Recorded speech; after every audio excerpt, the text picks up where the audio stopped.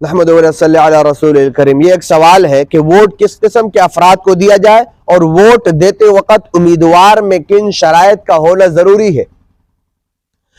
یہ بھی ایک اہم بات ہے۔ دیکھیں، یہی ذریعہ ہے کہ آپ کے ملک پر مسلط ہونے کے لیے، آپ کے ملک کے نظام کو چلانے کے لیے یہی ذریعہ ہے۔ اس میں لوگ کیا کرتے ہیں، جس کو بھی ووٹ دے دیا جائے، چاہے فاسق فاجر ہے، وہ آ کے مسلط ہو جاتے ہیں، اپنے 5 سال جو گزار کے چلے جاتے ہیں۔ یہ تب ہوگا کہ جب ہم جس کو ووٹ دے رہے ہیں، ہمارا جو امیدوار ہے، اس میں کن شرائط کا ہونا ضروری ہے۔ اگر ہم اپنے امیدوار کو دیکھیں گے اور صحیح باصلاحیت امیدوار کو ہم آگے لائیں گے تو آپ کا علاقہ، آپ کا شہر اور آپ کا پورا ملک جو ہے وہ ترقی کرے گا۔ اور وہ شرائط کیا ہے، یہ اصول آپ اس حوالے سے جو ہے سماعت فرمائے۔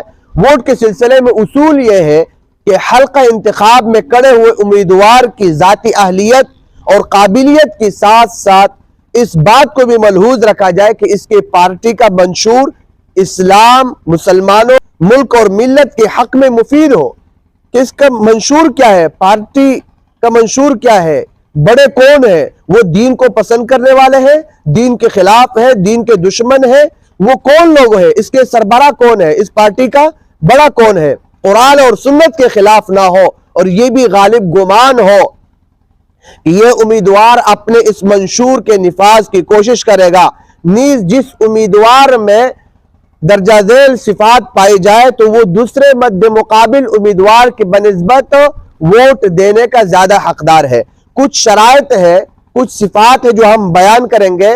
آپ کے حلقہ انتخاب میں جو امیدوار کھڑا ہے، دوسرے بھی کھڑے ہوں گے، آپ اپنے امیدوار، آپ ان میں سے ٹٹولے اور دیکھیں کہ آیا یہ شرائط آپ کے امیدوار میں پائے جا رہے ہیں کہ نہیں۔ اگر نہیں پائے جاتے ہیں تو آپ نے اس امیدوار کو ووٹ نہیں دینا ہے۔ وہ شرائط کیا ہے، یہ شرائط آپ جو ہے سماعت فرمائے۔ نمبر 1، امیدوار عقیدے کے اعتبار سے پکا مسلمان ہو۔ آپ کا امیدوار مسلمان ہونا چاہیے، پکا مسلمان ہونا چاہیے۔ نمبر 2، دیندار ہو۔ اگر دیندار نہیں ہے، کم از کم دین اور اہل دین، علماء کرام وغیرہ اور شعائر اسلام کا دل سے احترام کرتا ہو، اور ملک میں اسلامی قانون نافذ کرنے کا جذبہ رکھتا ہو۔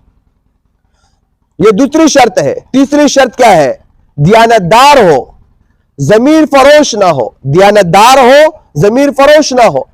اگر آپ سے ووٹ لے کر دوبارہ کہیں جا کے بیچ دے تو آپ کا ووٹ ضائع ہو جائے گا۔ دیانتدار ہو اور ضمیر فروش نہ ہو۔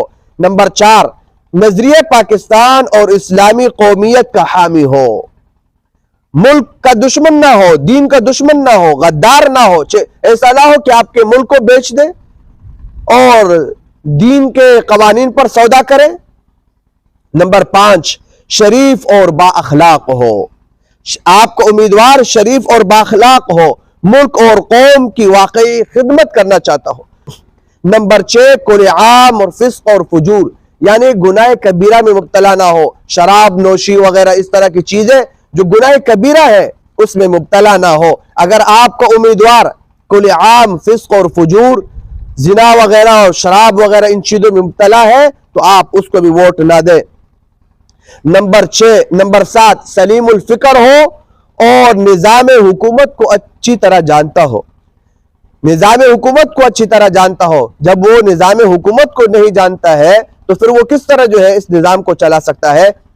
یہ 7 شرائط ہے۔ یہ 7 شرائط آپ کے جس امیدوار میں پائے جائے آپ اس کو ووٹ دیں۔ اپنے قبیلے، خاندان اور اس کی وجہ سے کسی کو ووٹ نہ دیں۔ اگر آپ غلط ووٹ دیں گے تو یہ بات یاد رکھیں کہ آپ بھی اس گناہ میں شریک ہوں گے، کیونکہ آپ ایک گواہی دے رہے ہیں کہ یہ آدمی، یہ جو امیدوار کھڑا ہے، میں اس کے متعلق یہ گواہی دیتا ہوں کہ یہ ایک اچھا، شریف، با اخلاق، با کردار اور صلاحیت اور قابل آدمی ہے۔ یہ آگے جا کے ملک اور ملت کی خدمت کرے گا۔